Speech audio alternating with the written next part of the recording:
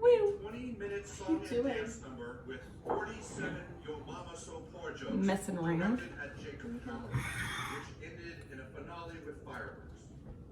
I was teasing. Your caseworker has been Onion notified and and not happy. poblano peppers That's into his guy. the I know pot. this is a difficult This adjustment for you, Eric. But you can't big just pot. turn all your frustrations on a little kid who can't defend himself. I mean, what do you think this is? The shower rules have to do with anything. Oh boy. You haven't sent help to the playground. They're about to beat up the new kids. Aw, look at this Sea salt. kid and her little dolly. You gonna cry some more in class when the school goes? Cooking this on about medium high. Gonna get these veggies nice and soft and brown. And if this food comes as All right, so I've got these onions and poblano peppers kind of cooked down.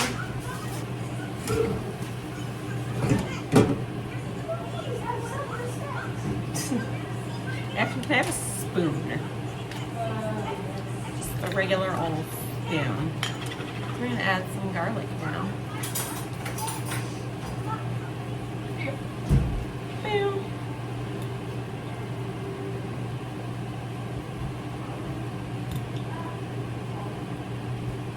I don't want all the excess liquid, so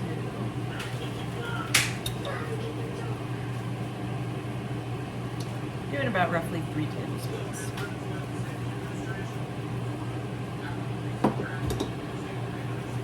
Stir that around until it gets nice and fragrant. You don't want to do it too long because if garlic starts to burn, it gets bitter. So stir that out. And I'm just waiting for Afton to weigh up 4 pounds of ground beef. I'm just narrating it for the video, which there's Afton. Say hi, Afton. Come on, say hi. Hello. How many ounces is in a pound? 16. Oh. For some reason I thought it was 12. Okay. So, 4 pounds of ground beef. Looks like a weird beefy Christmas tree. What? I mean, look at it. It's like a beef Christmas tree. Ugh.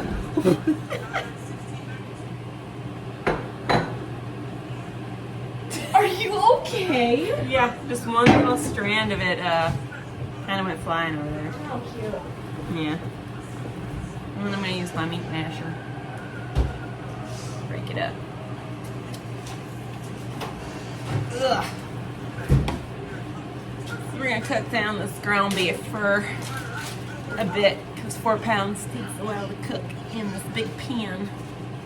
So That's a pot. Yes, in this big pot. Yeah. Hey, Fish and More. How's it going? Wait, how do you do the, like this? No, how do you do it? Like this? How do you do the heart thing? So, Mom. Like this? Mom, middle finger. Middle finger. Middle finger. Middle finger. You got your index finger. Index finger. Curl that. Curl that. Like that. There you go. For Fish and More. Yeah. So anyways, I'm gonna cook down this ground beef for a bit. So I'm still chipping away at this beef here.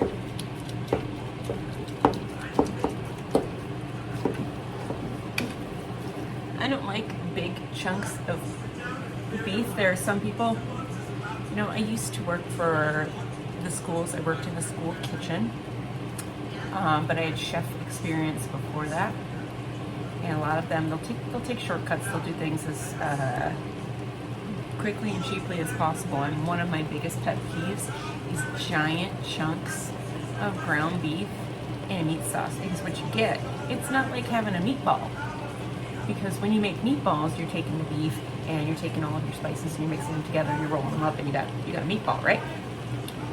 But in this sort of situation where you're just throwing ground beef into something, if you have a large chunk of ground beef that gets cooked up and it's large like that, there's no seasoning to it. It's just a chunk of beef. It tastes like nothing. It's stupid, it's gross, and it drives me crazy. So I always work very hard to ensure that the ground beef is really well crumbled up and cooked, regardless of how much ground beef is in there. I mean, when I worked for the schools, there were times I would cook 200 pounds of ground beef at once. And I had my little tips and tricks for doing that. So if you're somebody who does work in a commercial kitchen and wants to know how to do it, hit me up and I'll let you know my tricks for it. Anyways, won't work for every situation because it does depend on what kind of equipment you have in your commercial kitchen, but I'm a little OCD about this particular thing. I love ground beef. 90% of the meat that I eat is ground beef. One, because I like it. Two, because it's easy for me to digest, which is another thing altogether. But yeah, so I know my way around some ground beef. All right, so I have all my ground beef cooked up in here. Oh, that's getting hot. I am gonna need that for the future. So anyways, I've got all my ground beef cooked up, so now I'm gonna add my seasoning. So it's about a half tablespoon. Half tablespoon. I'm gonna add a lot of this because I can't find my tablespoon. So, 1 tablespoon, 2 tablespoons,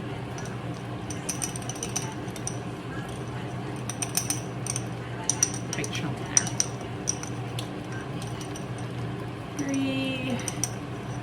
3.5 tablespoons of that.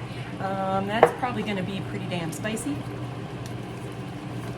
I don't like spice that much, but my kids are all Mexican, and Chris likes spicy things too. So I make it spicy for them. And I'm gonna add kind of a tablespoon and maybe a quarter of chili powder because it's empty. So that'll be the end of that. And then I'm gonna throw in about 1.5 tablespoons of cumin. Comino. So cumin. And smoked paprika. So between the smoked paprika and the chipotle chili powder, you get this really kind of nice smokiness, obviously, because smoked paprika, chipotle chili powder, smoky. So I'm gonna add probably about 1.5 tablespoons of that. I can always adjust it later. And one of my favorite things, because this one is it's complex in its flavors and its depth. So I'm adding in some cinnamon. I'm gonna add about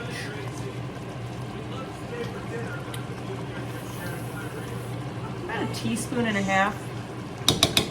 which again, I might adjust it later as we go, we'll see. So I'm gonna stir this up, kind of let it cook down for a minute or two, and then I'm gonna add in my tomato paste. So the point is to get all of these seasonings deeply ingrained into the beef, nicely coated. Kind of hard to see with all that steam in the way, but that's okay. We'll deal with it. And try to not set my towel on fire. Also a thing. So, it smells good. I do love that smoky sweetness. So we got that in there. Stir, stir, stir, stir, stir, stir, stir, stir. So here, let's take a look at that. I'm gonna crouch down low here.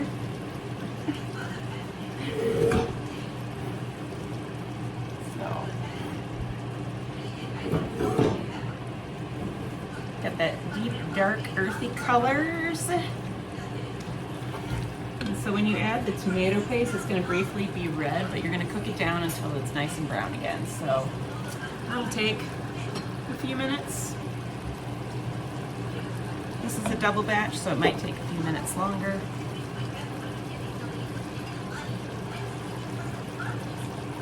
So I've got 12 ounces of tomato paste here.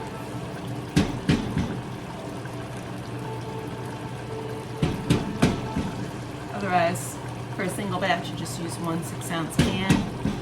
It's cheaper buying 1 12-ounce can when you're making a double batch.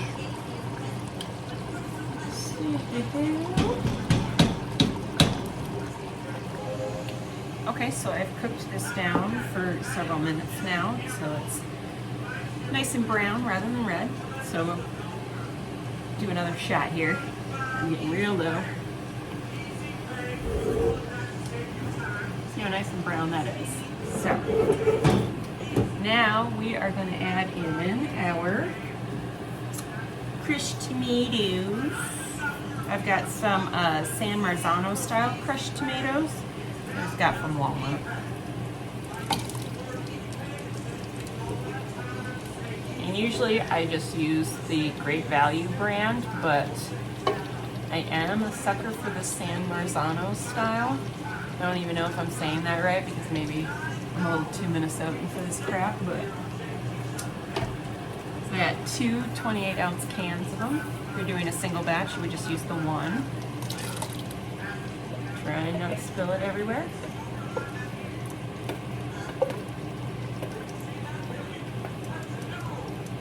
So I'm going to turn the heat down a little bit. I don't want anything to scald while I'm doing this part or splash me. So stirring that in there. So now I'm going to add in my beef broth, which I have the Kettle and Fire beef broth. I really like this kind.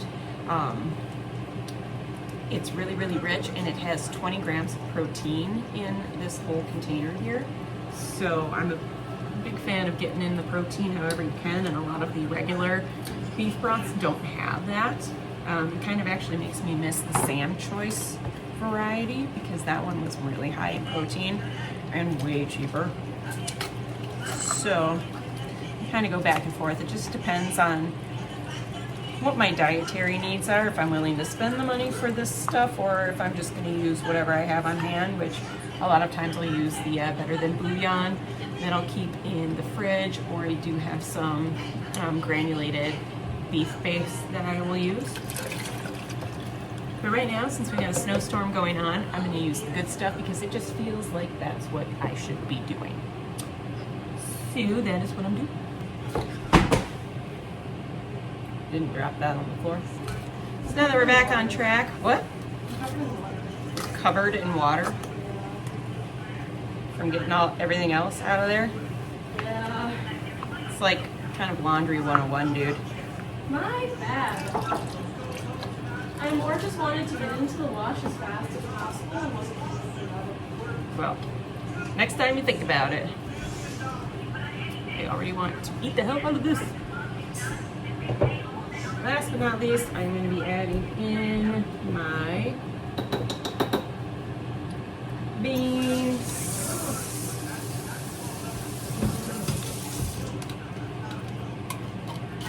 So,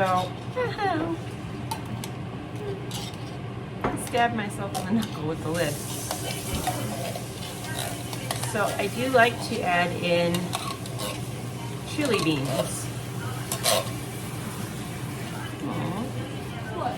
I'm eating. Oh, you got yourself? Yeah. You need a band-aid? Nah. I'll just use a paper towel here in a second.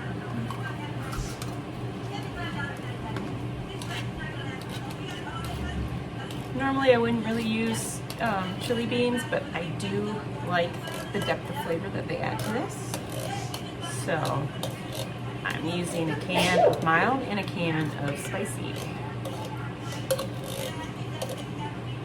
Because then last but not least, my secret ingredient will be molasses, but I don't add that right away. I wait until this cooks down a bit. And then I kind of taste things and see where we are at.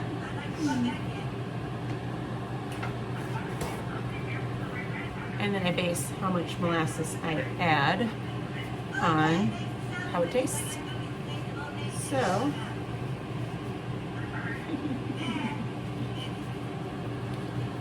I'm gonna give this a good stir. And then I'll bring it up, let it simmer for maybe 30 minutes or so, and then I'll give it a taste just to kind of see where we are at. And then I will go from there. All right, so this has been cooking down for a bit now. I've adjusted the seasonings a little bit. I added some more cumin and cinnamon. I added the bay leaves that I forgot about because, you know, gotta have that. So let me show you kind of what it looks like currently. Let me get this thing again. See, now that it's so full, I don't have to tilt it much for you to see it. Did you pause the show? Oh, you did not. No. So now it's time to add my molasses. I just use regular molasses. And I've tested it. It's spicy. It's not so spicy that I'm gonna die, but if it's got that buildable spice, so as you eat it, it will get spicier and spicier.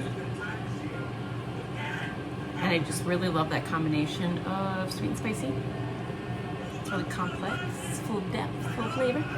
So I'm gonna start adding in my molasses.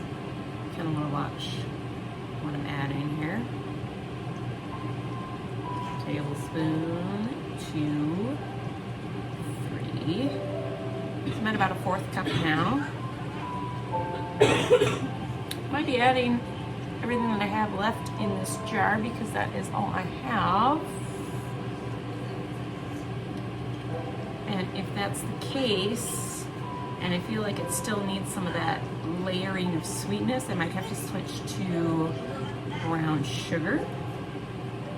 I prefer molasses over brown sugar because I feel like the flavor is more accurate. I don't really know how to describe it, but I feel like when you're adding brown sugar, you're adding sugar with the molasses. So you're adding 2 different things to it to get that same flavor. So you end up with a lot of excess sugar that you don't necessarily need to get that sweet flavor. So I'm gonna kind of stir that up and I'm gonna let it sit for about 5 minutes or so to really get those flavors, really ingrain it in there.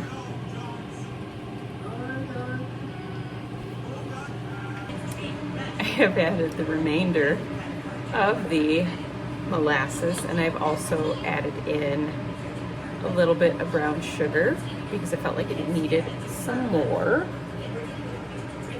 We'll see if we can get this to work without spouting out. Again, I don't like going the brown sugar route because you're adding a lot of extra sugar without the flavor that you're looking for, but it's kind of a loss without that sort of molasses flavor to it.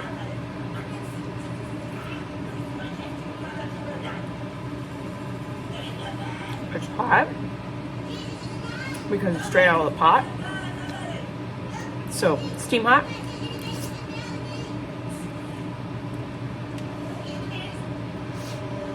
I feel like it could definitely use more molasses flavor to it. I might add some more brown sugar.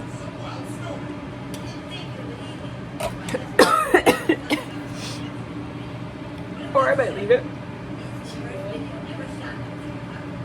When am I ever good, kid? Yeah, fair.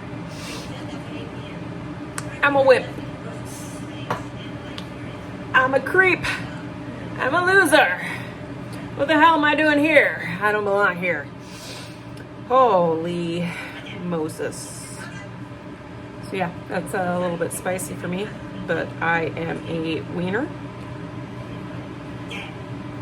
And I can eat off of my spoon because it's my spoon in my own home. So if you come at me for like food safety issues,